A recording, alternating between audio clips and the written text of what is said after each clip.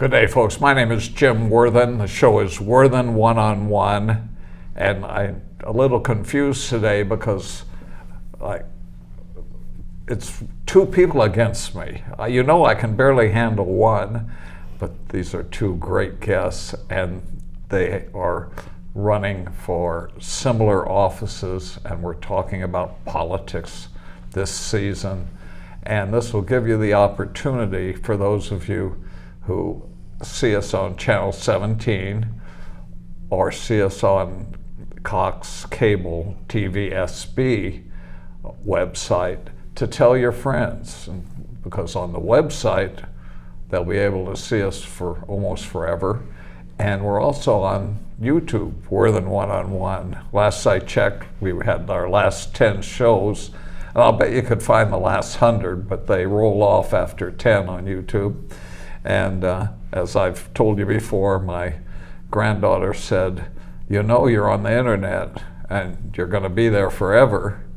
And I said, well, what's wrong with that? She said, well, 200 years from now you'll be embarrassing your great-granddaughter as much as you embarrass me. So she claims she didn't say that, but I'm sure I do embarrass her. I try.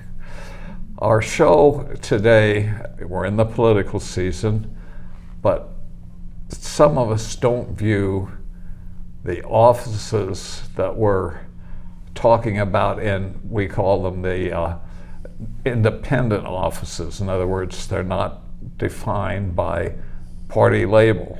You really have to do some research to find out the party that the different candidates are running for.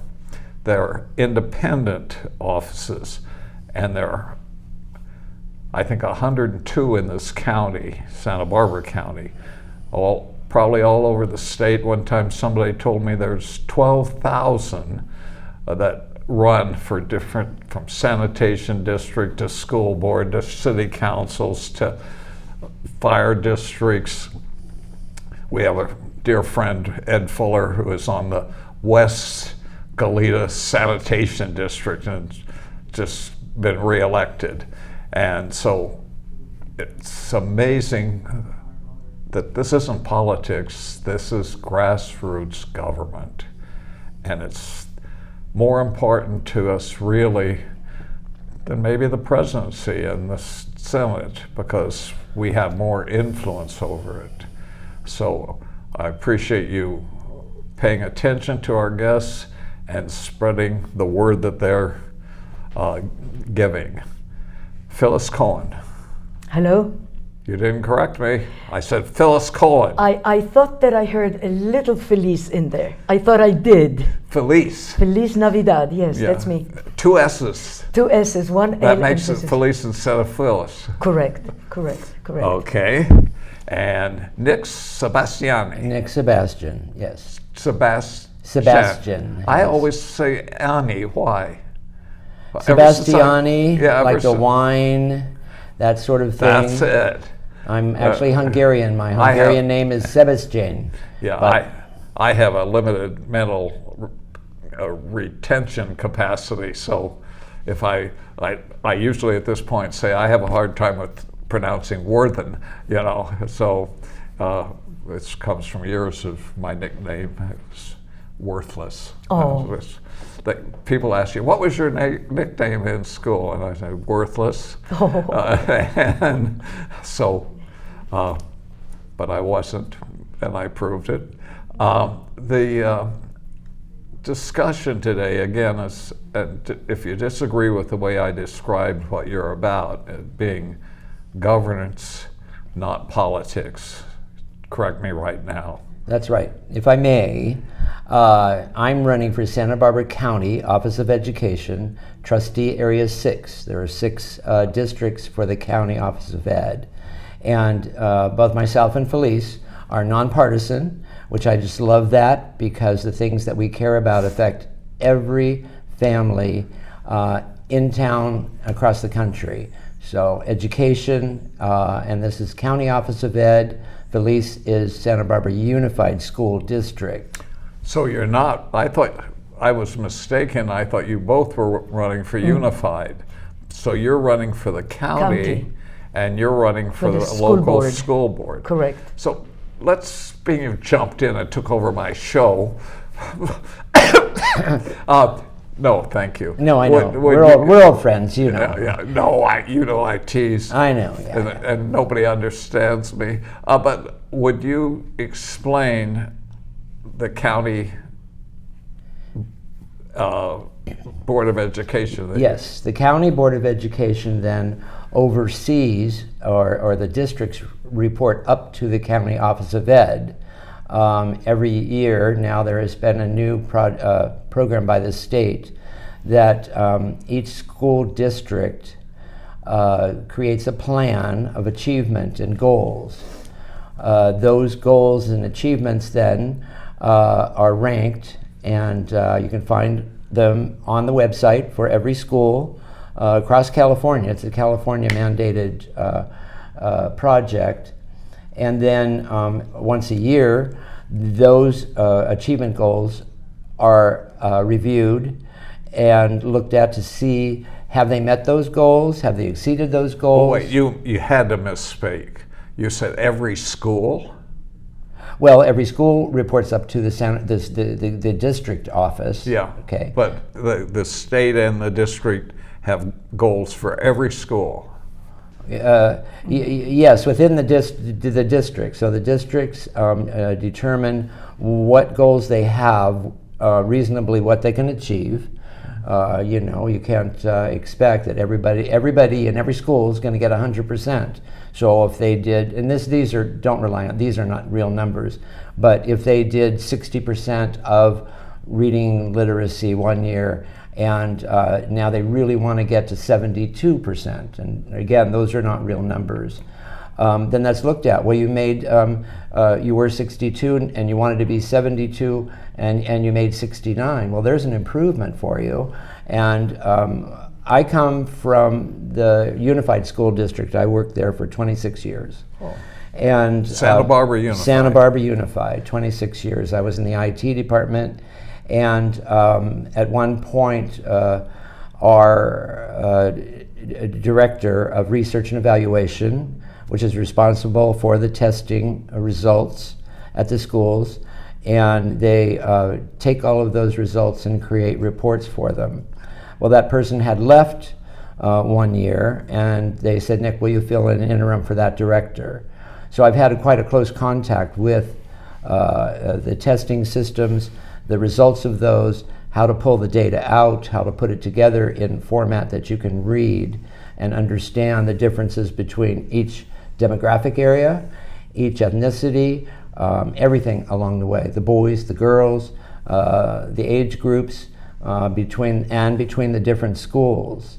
And there's a school dashboard that you can look at when you go to the California Department of Education, and you can look at in Santa Barbara what schools are there, and it gives you really a wealth of results and information, including absenteeism and all of those sorts of things. So I encourage people to look. So people could go to that dashboard, that website, and see what the absenteeism at Kellogg. Yes, absolutely. So that, you can, as we say in the data, I'm a heavy data person, right? One of my jobs, this is what I've started already, is reports on different aspects of testing environments. And one of them that just had come out was talking about have we recovered where we were prior to the pandemic, where are we now? And what does that look like? Okay, you're a data person. I'm a data person. The popular political theory is the pandemic set back mainly minority children, more than middle class and upper class children. Does the data reflect that minority children are having a hard time catching up? Well, I'll let Phyliss speak in a moment. It seems like I've taken over, and I'm not going to. Oh, no, Right. You're fine. But you were asking You're me, fine. so I'll do Yeah, that. please go ahead. We're seeing both sides of those things. Of course, the underserved, the lower income people, have more of a problem. You see, I've heard some from the teachers that across the board, all their students are still behind, regardless of the demographic or the age group. They lost and that 2 sort of years. thing. They lost 2 years, yes. And that's what we need to look at. What my goal is to look at the student population, the teachers, what do they need, the school principals across the board, so that we can start achieving back. And they're working on that. Yeah. It's not like they're not doing anything about it, but you can always do more. For the education of the people and to kind of get them to where we are today. In 1966, the U.S. Supreme Court ruled that all districts had to be by population. They started out with the state legislatures. That's when they wiped out senators being by county. And my understanding is that that is just really now drifted down in the last 4 to 6 years to every school district, every school entity, every government entity. City Council in Carpinteria just completed its being divided into 4 different districts by population. And so are you seeing that the education system, that office you're running for, is by area population? Is by area population. As far as the boundaries of Trustee Area 6, and then Phyliss is running for the school board, Unified School Board, not to confuse everybody, she's Trustee Area 3. So yes, those lines are drawn based on a lot of many factors. And that's another thing I'd like to look at and see. I know it's a little aside, people say, where is Trustee Area 6? Me. And that's an interesting question and almost difficult to answer, because if you live in Santa Barbara here, then you know the Santa Barbara area, right? And they go, oh, is that the west side? Well, it's west of State, up towards the Mission, over to the left, across the freeway, and oh, okay, I got it. No, but wait, I'm up on LaCoumbre Road and up in that area as well, and just on the other side of State Street, for instance, on the upper State Street area. And I've got a portion that's up in the Mesa, on the East Mesa side there. So it's a little bit all over the place. That's a county? That's the county Trustee Area 6 for County Office of Ed. So Trustee Area number 1 starts in Santa Maria? They're up, yes, and 6 and 5, and yes, it proceeds up that way. Comes down the... Yes. It's, as I think, was it Ben Franklin said when they asked him what had happened, he said, we gave you a republic if you can keep it. So we have a system that works if we can keep it straight. So your district, now that's on what we call the Santa Barbara Board of Education. Correct. More of the west side. Yeah. What area does it cover? Actually, you probably be more specific as to what areas is this point. I'm actually awaiting a map of my district, which is in the process of being handled. And it is mainly downtown Santa Barbara west side. Up on the Mesa? I don't think so. No, that's way too far out. So no, that gets a little more localized when you deal with the Unified School District, right? Because we have, obviously, we have a number of districts in town. The Hope School District, right? Right. It comes under County Office of Ed, and Cold Spring in Montecito comes under the County Office of Ed. But the office you are running for, it oversees all of it. All of it. That's his. So exactly. You would be looking. You're a data freak. As you're looking at data, you would be looking as much as at where Phyliss is as Hope School District. Yes, So exactly. He oversees the county. Yeah. The county. That's what he does. And I'm more specific to one restricted area, basically. Okay. Yeah. I'll ask this of both of you. I know you have feelings about it, but it isn't data. Where is the biggest deficiency right now in K through 12 education? How do you mean that? Well, is it bad teachers Oh, because there's lack of performance? Is okay. it bad overpaid administrators? That's what some of we right-wingers believe. Right. Is it lack of parental involvement? Well, What is it? I would be more than happy to give you a statement on that because I've done a lot of research. Okay. And I'm looking particularly at Hillsdale College, and they actually came up with the survey, and this is what I It's found. Tisdale College. Hillsdale Oh, College, yes. right. Very informative, up to really the latest. Don't take government money. They're Exactly, independent. You can trust that's right. them. Exactly right. And they are really pushing K through 12 education. And this is what I found. And I want to read this because I don't want to misquote it. It says, for decades, too many K through 12 schools have failed to provide students with the solid grounding of economics, civics, history, government, and literature. Basic. And this is why I am interested in helping in this area. Say that again. Okay. Economics, math. Yeah, of course. So we're looking at the grounding that is missed is in economics, civics, history, government, and literature. Okay, because we need I see math and reading in there, literature.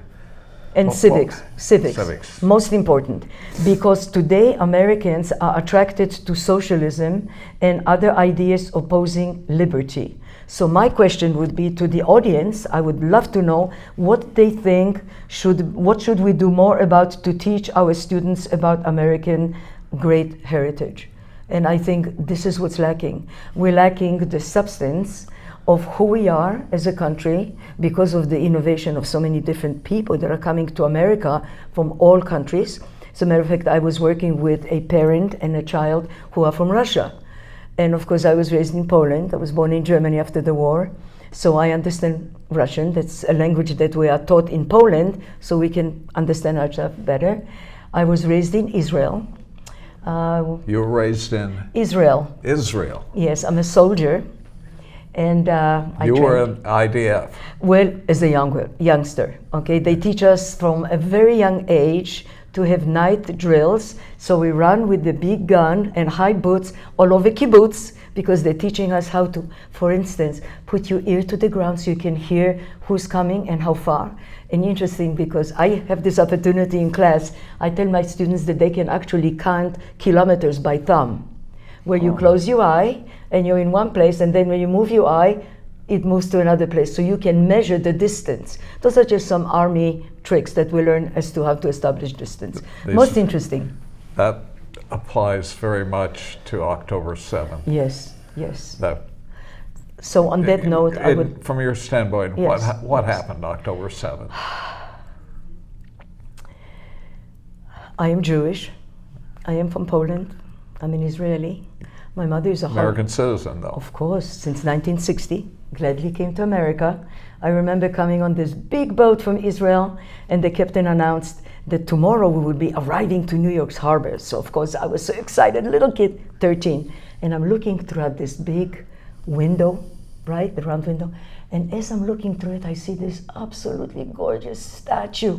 And I thought to myself, what a big lady. She's holding the light and she's holding the Bible. So I thought to myself, we've got light and we've got truth. I like it.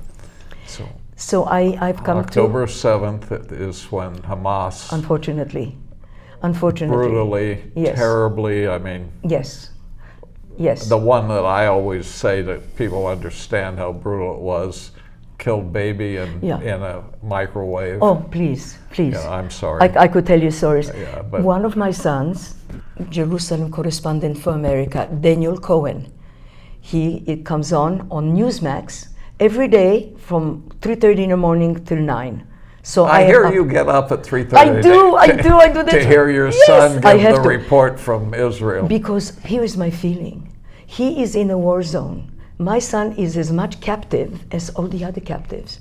And that is his connection to Mama. He needs to know that I'm in his corner. And surprisingly enough, I have to tell you in all honesty, people are so supportive of Israel.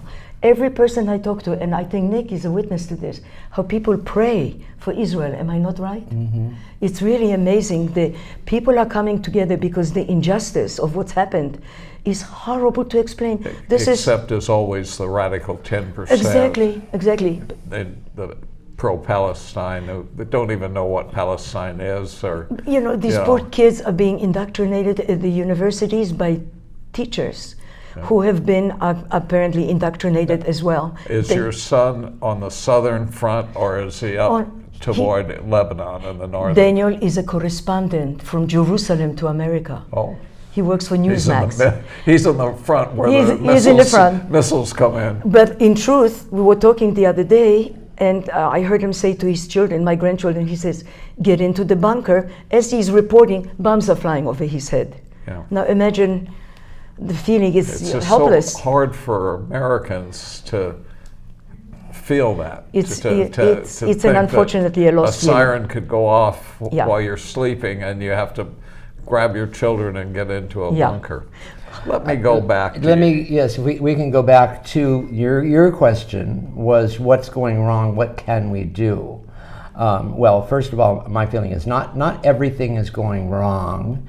And people say, oh, let's blame the teachers. The teachers need to do better. The teachers could do better. That's not the case either. Right. We, as a district office and as a county office of ed, need to hear them and get them what they need. Right. And it's not always for the sake of more pay. Right. They need more people. They need more time with the students. Right. They need to be able to spend more time. I come from a family with many teachers in it. I have 4 sisters. They're all in Fresno, and my nieces and nephews got a lot of. They're involved in a lot of good things. But the education, I've got special ed teachers in my family on a high level. Special education is a very important thing to me to look into and make sure that we're covering that properly. Counselors is another thing, to have emotional support for these kids. And really the time and the staffing to be able to really get down to give them what they need, whether it's tutoring, and again, you go back to the data. It's like so many things in life, follow the money. Well, let's follow the data on all these sorts of things. And then not just have a meeting to talk about it. So many times we need to talk about this. Well, we can talk about it, but then we need to do something about it. What can we do to improve these different areas? And look at, again, the different demographics of the ethnicities of the students that might be doing well. We have, and I've done those reports that are here, and I've taken 2 elementary districts, one in a lower economic strata, and then another one that's maybe a little bit higher. We know how it's filtered and it's distributed around Santa Barbara. Same with the junior highs, and I did the same thing with the high schools. So I love looking at those things, and let's get some side-by-side comparisons. One of the reports that just had come out, all the data is there on the school dashboards. Unfortunately, to make comparisons, you've got to be a data person and pull all the data down, put all the Excel sheets together to do that, and look at all of the columns that you want to and be able to rearrange them. And that's what I did when I was interim director at the Unified School District. Well, the data to me is only a signal of what's happening to people. Mm-hmm. And in my family, I had a revolt. There'd been a divorce, and my son was in the 3rd grade, and the teacher was having a hard time with him. He was fidgety, and the answer then, and I want to know if it's still the answer, was Ritalin. drug the kid up. That's what they used to do. Do they still do that? You know, it's interesting that you say this. I had a career in pharmacy as well, and I saw Ritalin going out. I'm not doing that any longer. I took this right turn towards technology, and I've been there ever since. But my feeling was, as I saw medications being prescribed, even for adults, for seniors, for people in convalescent homes and that sort of thing, they were being overpowered by a lot of these medications. A lot of times in those cases for the senior homes, the staffing was low. So if you kept people, calm and Right. Placid, then but then of course we prescribed a lot, and I had a lot with people that have debilitating diseases that we dealt with. But now, if a kid is fidgety, there's a lot more. There are a lot more opportunities of pharmaceuticals for giving them that, and we're pretty much gotten to be a large take a pill society, and that's going to cure everything. Yeah. Whereas kids are active. Let them be active. They need to, express that. And I'm not an educator in the classroom, but I do have a large number of them and principals in my family, for instance. And you got to be able to work with that. But are we asking the teachers too much, that they don't have enough support to be able to take care of those things? And the parents need to be involved as well, but not just, my kid's not doing well and he's fidgety in school. Well, here, let's give him some medication to calm him down. Yeah, and that turns from one thing to the other as they grow up. Some moment in our discussion of two divorced people and a child, I said, do you use, instead of Ritalin, do you use corporal punishment to the teacher? My wife went crazy. What do you mean? I said, well, we used to have the nuns used to use a ruler. They used to use corporal punishment. And she said, oh, how horrible. I said, you're going to trust his soul and mind 6 hours a day to this teacher, and you don't trust the teacher to make a decision with minor physical punishment? I mean, where are we? The discipline is, in many schools, more to the south in Los Angeles, a deal breaker. A teacher can't teach if she has or he has no control over the students. Where do we go with that? Excuse me, that is exactly the point I would like to make. Because yes, they do give Ritalin to students. They do give the medication, Ritalin, to students. Maybe not in large quantity, but some. Because it is very unpleasant for the student to be in class and not to be able to learn. It's as equally painful for the student as it is for the teacher. Mm-hmm. So we're trying to accommodate however we can. Children have the opportunity to leave the classroom, take a walk, we call another assistant, maybe they need a little snack. They need a break from being in a classroom when they have this overwhelming experience. But most of the time they are managed. We manage them. I come from too old a school. The way we were managed is, you see the football field, Jim? Circle it twice at full speed, then come back to class. It's not a bad idea sometimes. Yeah. For some people, right. Yeah. Well, I was in ROTC too, and I made the mistake of crossing my sergeant. And do you know what a duck walk is? It's when you have your rifle over your shoulder and you're walking like a duck, down almost on your hands and knees, length of a football field and back. You don't screw around much after that. Okay. Well. Yeah, and in many cases, yes, we're seeing those little upper grade levels that the teachers have lost the authority to maintain their classrooms. The kids think they can say anything to the teacher. There's no punishment for those things.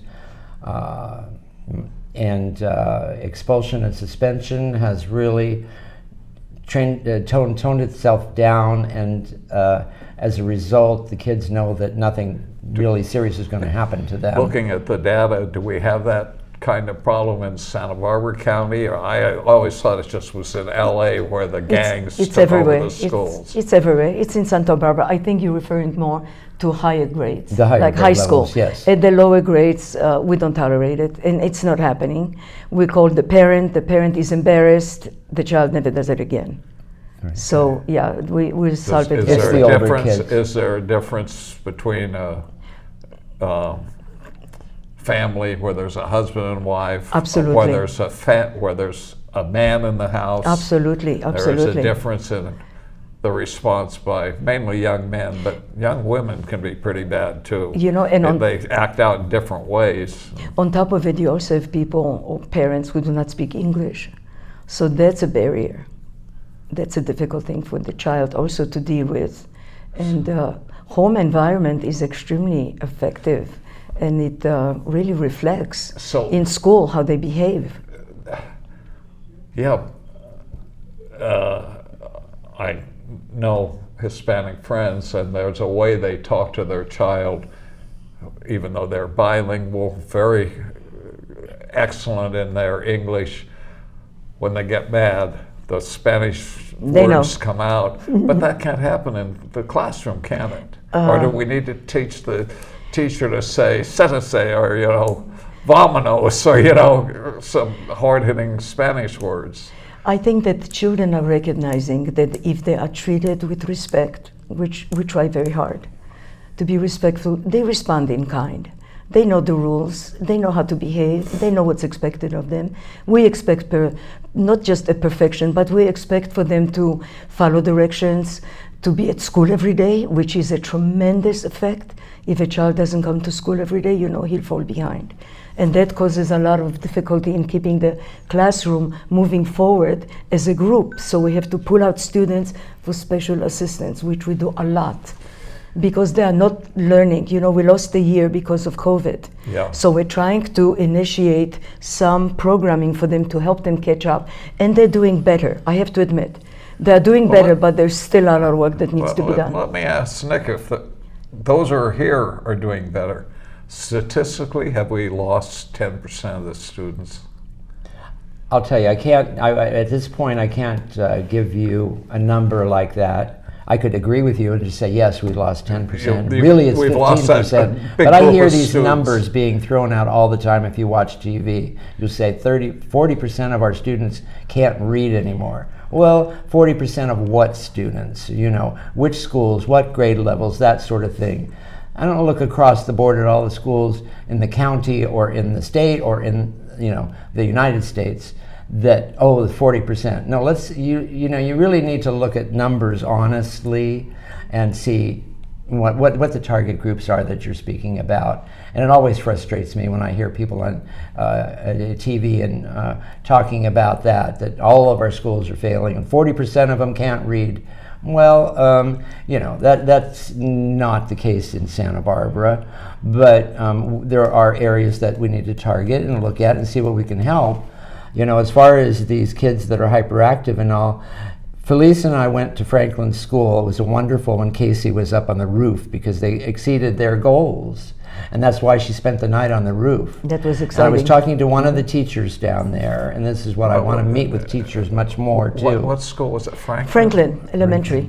Franklin. Yeah, Franklin. Just down the street from you. Made the news. Yeah. Even I heard it. It was about it. down there, and one of the teachers I had a long talk with, and he said, Franklin is not just an elementary school; it's a community center, really. Yeah, Exactly. They Right. do, the mornings, the afternoons, the after-school things. The parents come there. They're doing wonderful things. Very and we have other interactive. schools that are doing wonderful things. Yeah. So all of these after-school opportunities that keep the kids busy, and provides activities for them, provides nutrition for them. Exactly right. You got to keep an eye on those things. See that they are working. How are they working? Do we need more of that? Are we getting the participation that's available for them? That the outreach is going out there? So because a lot of the kids are kind of both parents are working. So now what do the kids do all day? Well, they can be there. They can be tutored. They can have activities. They can work at the community garden that's at the school, for instance, all that sorts of things. That's what the schools are doing. It's interesting because those who drive up Montecito Street up to Westmont and Riviera, see Franklin as that center right on they should get out of their car and walk around to the school, right? Yeah, there's the Franklin Community Center. There's the library there still, Yeah. right, Felice? I'm not spending much there's time a on the library west side. also, yes. And then the there's a school school. itself, Franklin School itself, is very, very active and Very does much so so. much for the families. They are And really considered Felice one of knows the best. Thank you. They are really considered the best. Casey Kilgore, that is the principal, she's dynamic. She's absolutely gang-ho. She says it's all for the kids. She does incredible innovation to inspire them, to assist them. We have a lot of field trips the kids do into the community, into exploratory. They actually go for 3-day workshop in the woods so they can learn about nature. Sixth grade apparently do it once a year. It's a 3-day trip. It's really wonderful. My degree is in fine arts and in communications, so I focus more on art, pottery, painting, sculpting, speech communication, and theater. How many hours a week? What is your schedule of teaching? I don't have, I am a substitute teacher. Yeah. I fill in for whoever needs to come in, but whatever opportunities I have, Casey always lets me do a special art program, or I am wanting to initiate for the students to learn how to put a newspaper together, because I want them to have some literature. I want them to go out and investigate. I want them to research. I want the students to take an active part in the community, to see what's needed, what's required. Let them be the ones to say, we need this, we need that, let's enhance this, because participation and involvement creates that atmosphere where they will actually do it out of their own will. And I am looking to inspire as much as possible, to be as open-minded, to be as creative as possible, inspire as much as possible, and just create kids that are geniuses, like my 4 sons. I had to throw it in there. Both of you can hit me in the head. I was kind of offended by the teachers in their most recent negotiations using students and walking students out of class to help their union. And I was offended at the teachers doing that. I'm not aware of all this. Really? Yeah. What happened? Oh, they had demonstrations supporting the teachers' contracts. On the higher grade levels. Yeah. The higher grade levels. High school. Yes, Oh, yes. I see what you're saying. Right. I didn't see it that front. Yeah. Ooh, I think that's taking it too. Now you've involved the kids in that, and it's certainly one thing, and we applaud the fact that they will stand up for their rights and what they believe in after their school hours and attend the school board meeting outside of it, that's outside of class, and protest and say you need to give these teachers that. That's really wonderful. But to take them and put those two things together is not something I'm a fan of whatsoever. I've always loved my teachers, but I've always felt they were overpaid. Yeah, teachers, economically. Economically. Yes, Yeah, my feeling is teachers need to bring politics and those sorts of things out of the classroom. Yeah. Yes, they need a raise in pay and more staffing, that sort of thing. But really, let's get them involved to what they're there for, to read the science, reading, math, all of those sorts of things. And now I was reading something else, that really the arts are not being put out as much as they should, and there's great huge value to that moves the kids farther. If you take a break too, not a break, but you add that into the curriculum and allow that to take place, their creativity and their thinking. At what level do they have instruments to? If I may address this, for 20 years I lived in Illinois, and for 20 years I was part of the Lincoln Cultural, Creative and Performing Arts Center teacher, where students from our local community are drawn into our building. They had to audition for theater, music, dance, pottery, painting, and they had to audition. We had enough slots for each school to fill in, so all students were included, which was a wonderful experience for them. My domain basically was theater, drama, if you can imagine. I received a $1,000 gift from Bank of America for innovative programming for 3rd grade Montessori students. I did Romeo and Juliet, third grade children theater. It was massive. And I realized from that moment on how creative they were, how excited they were about exploring. Children like to have a sense of freedom. It sounds like, from the community looking in, the drama programs, the Fantastic. acting programs are Very good. They're very good at Santa Barbara High. That's true. Yeah. And all the other schools, yeah. Yeah. That is being respected very much so. But But- I do it at a very early age. In fact, at Franklin, for the last 7 years, I've been teaching 6th grade children for the first time who come to school. Now imagine, Yeah. first experience, what it's like to be in school. And we did a lot of costume changes, a lot of theater, lots of good math. So my students walked away with learning a lot of good math by the time they got to kindergarten, and the teachers taught me so. So I'm grateful. One of my pleasures in high school was the lead role in The Rainmaker, Starbuck, and in my cowboy outfit with my lady going from class to class promoting the Right on. the show that Sure. was going to come on. Sure.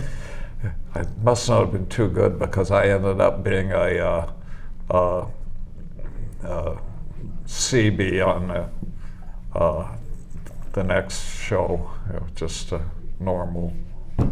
Anyway, So consequently, because of my children helping me all this time, helped me record the plays as we rehearsed, because of that experience, my son Daniel is the correspondent from Israel to America. So the exposure to working with cameras and all this was very good. My other son, Gabriel, who is a manager of major movie stars in Los Angeles, also theater became very normal in our household. People were learning to be expressive, to feel comfortable about who they are. It builds self-esteem to the highest degree because you acknowledge their presence, you allow them to perform how they feel, and you acknowledge how great they are. So there is a genius going on. now Nick doesn't realize, but I have always the feeling that he is in control as an actor in a meeting. He's watching what's going on. He's making sure that nobody's getting hurt. He moves between people. He gets the show going. And maybe it's just natural, but I watch what you're doing, and it's almost like a director. Do you realize that? I see. Yeah, maybe that's pretty interesting. Because actually, at the school district Santa Barbara Unified, and I was there for 26 years, and rose up to administrator level, IT director there, with the staff, and everyone knew what to do. So I was directing those activities, but I could count on the people, the staff that worked with me. I can do everything that they can do. I was an administrator who came in and really couldn't save the day, and we all worked to save the day. It was very intense. We handled personnel, payroll, finance, student systems, the health system that we implemented, and I do have to say the health system that we put in, as well as medical administrative activities, we shortened it MAA, and the first year that we put that in, we got $800,000 implementing that program. It's a state program to look at, and the teachers needed to be involved, and the counselors needed to be involved, because every quarterly there would be like a census period of time. So it would take some time out of their instructional period. But how many kids are you seeing? How many special ed kids are you seeing? What are your instructional hours? That sort of thing. And then we could meld that with the demographic financially of the students, the socioeconomic status. And that's how we generated the money from the state. If you'll do this program, you will get money. So $800,000 that first year for Santa Barbara Unified, I was very proud of, which really got me into working at the sites. If you're going to come at the teachers with, will you do something else once a quarter, and you're going to take account of how many kids you've got and how much time you spent with them, it's like, yeah, you're adding another load. But it did turn into some good money for the district. So in the end, that's how I built relationships with the schools, with the principals, with the counselors, You got to be out at the sites and talking to the teachers, talking to the principals, the counselors, and get part of the program rather than being just at the district office. And that's worked very well. So as far as the director thing goes, that was my involvement. I'm going to spring the next section on you in that you're each going to have 5 minutes to tell us what you want to do, what your goals are when elected to the office you're running for. Would you like to go first? Ladies first, or do you want me to jump in? Go ahead. You tell me. Yeah, we want you to go first. Oh, you're going to throw me at that, and that's fine, I've got my card here that I can just talk about each of these bullet points, which is championing free thought for the kids, really expanding what they want to learn, and looking at improved educational outcomes.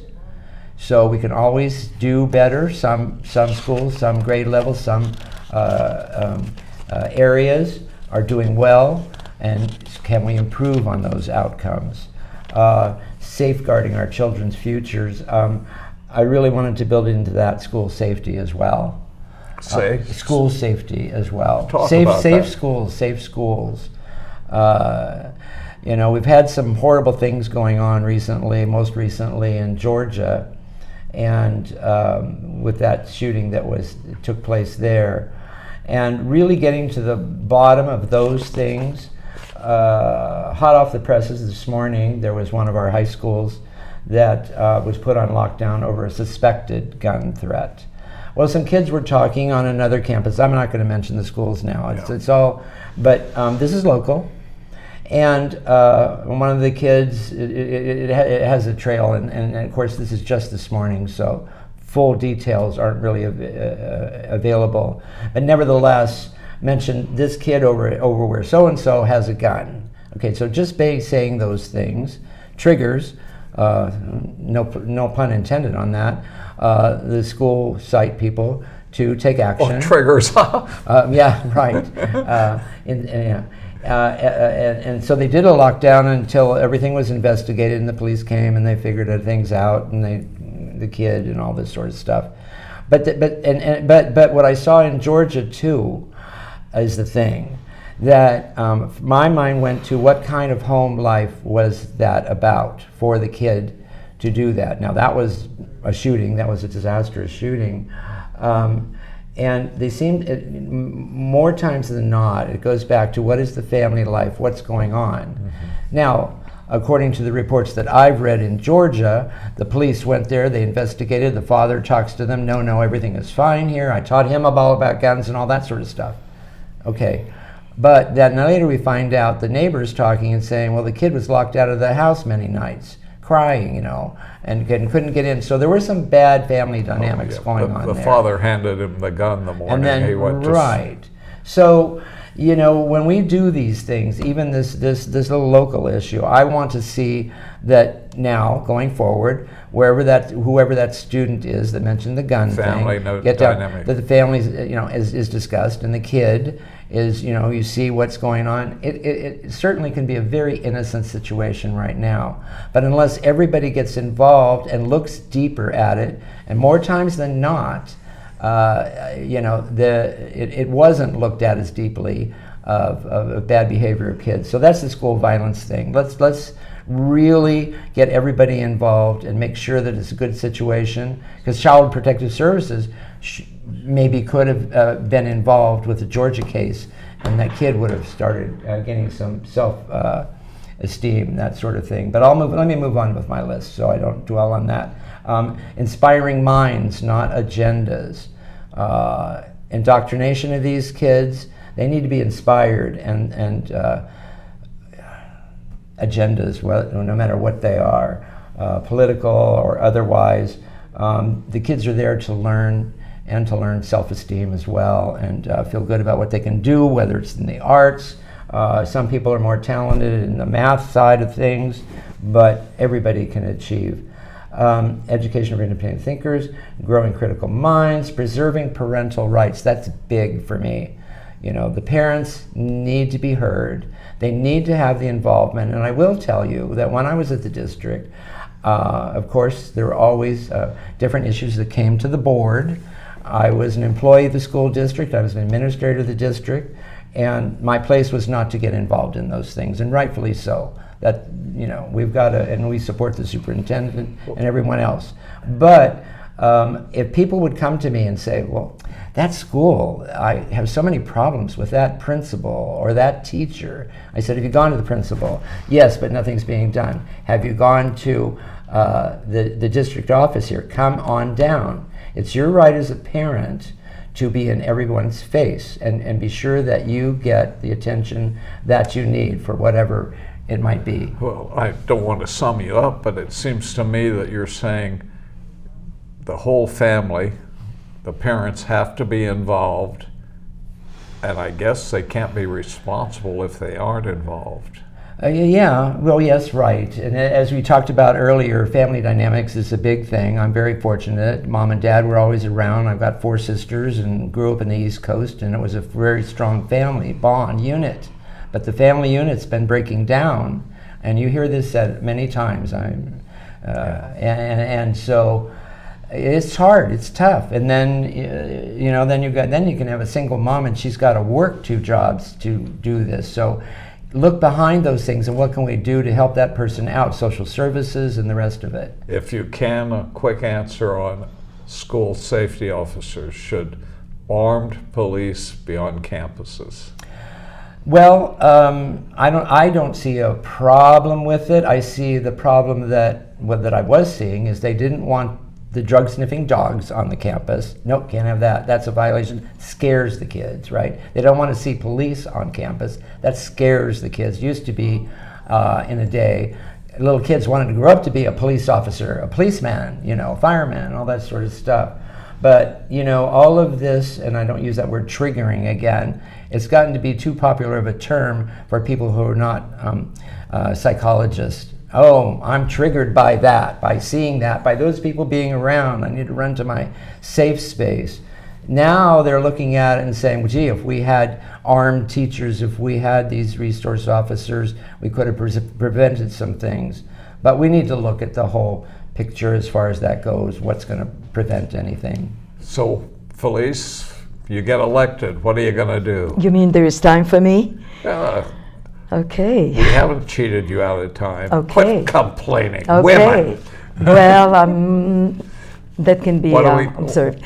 Okay, I would like to mention something that's actually very important. How much time does she have left? Let's give her all the time. 5 minutes. 5 minutes. There is an issue that's being presented right now at our state level between the governor and the educational director, where they're initiating a it's going to be passed this year, where it is called an AB 101 bill, which deals with, actually they call it anti-Semitism classes, but actually it is a, they call it ethnic studies requirement. It's a must. Yeah. Students this year, high school students, pro-Palestinian and anti-Israel. Exactly right.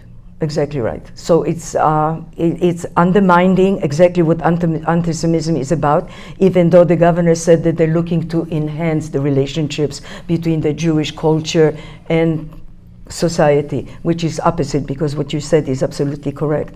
So it's a mandate. Students, high school students cannot graduate this year, 2025, without taking that course, which is really crazy. My particular issue is with the critical race theory, which I really have a hard time with the word critical. What is so critical about it? It's insane. And I'm probably going to do a little bit work on that. I'm looking definitely at... So the critical race theory, which says there are authoritarians and victims at all levels. Unfortunately. Like you don't have a chance because I'm a man.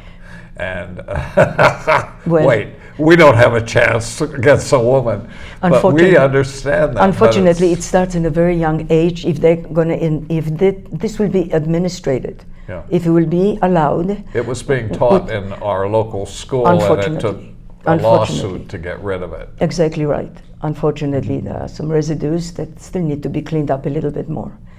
But other than that, my whole idea is to actually help create children who are bright.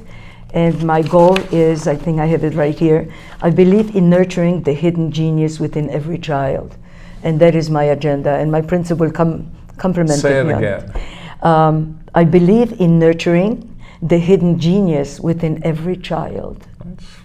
And That's it happens, wonderful. and it happens, and it's magical when you see it happen. They come Yeah. alive, and they're creative, and they are free to speak their minds, and they don't feel like they will be judged by anything. You know, giving a person space, opportunity to be who they are is the greatest blessing, because So- you grow healthy people. So you don't think that a student has to have 150 IQ to be a genius? Absolutely They can be right. a genius at 90 IQ. Because the kicker is, most people think that it has to be an IQ, but it's actually EQ.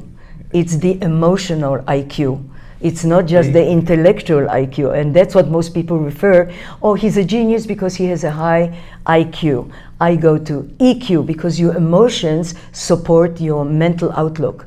If you are not healthy inside, if you in any way feel damaged, you cannot be yourself, and it's very difficult, and it shows in the learning. This is why sometimes children have learning disabilities, because they have not made the peace about how to make that happen. It takes a creative teacher to help them create that and make that happen. I don't want to go away from your agenda, but Sure. the office you're running for has, that body has had millions of dollars in lawsuits against it and settled. I've heard 20 to 40 million dollars in settlements of taxpayers' money, and being it's a legal matter, it's behind closed doors, only the 5 members and their attorneys and the plaintiffs know anything about it. Will you help us get to the bottom of it? Absolutely. I told the board when I was interviewed, the board of teaching union, I told them there will be no stone unturned, because I will look into it. This is an important issue, very important issue. And I have another concern for our high school students. Unfortunately, and it's sad to say, their reading skills and writing skills are very low. They can't even fill out an application for a job.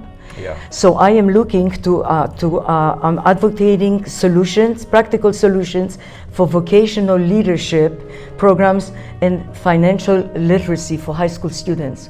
Let's give them a skill. Not everybody's going to go to college. So you're for going back to the auto shops and the Go for it. Why not? They Yeah. make more money than a plumber makes more money than well. some of the teachers. maybe even teach women how to cook. Oh, there you Well, go. better yet, teach the guy how to cook. There you go. There you go. Exactly. Thank you, folks. I really Thank you. appreciate it, and never enough time. That's true. And Wish we had more time to chit chat. we'll talk again. Vote for us. Vote for us. Vote for us. Vote for us. Yes. My district overlaps hers, Yeah. and which is why we're on together. We share the same We- values. Yeah, exactly. Our very similar. So I didn't want to repeat what Nick was saying, but we're 100% in the same boat. Right. And I